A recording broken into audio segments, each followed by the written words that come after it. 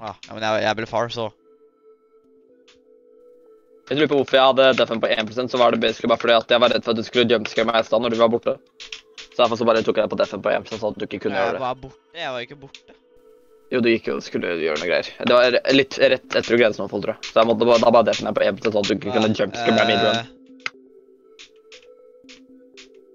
Nei, sånn da. Nå er jeg tilbake til vannet da. Jeg ble du stakk av etter du klarte Snowfall for eller noe greier. Jeg måtte restarte PC-en, fordi jeg fikk ikke åpnet filene.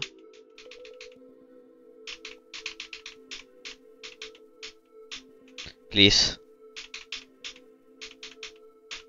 Ja!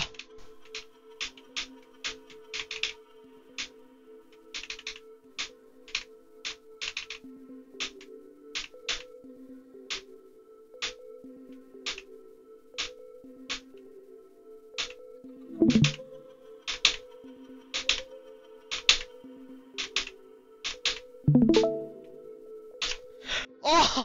Let's go! No way. Du greier det bare ta den. Jeg greide det faktisk. No way.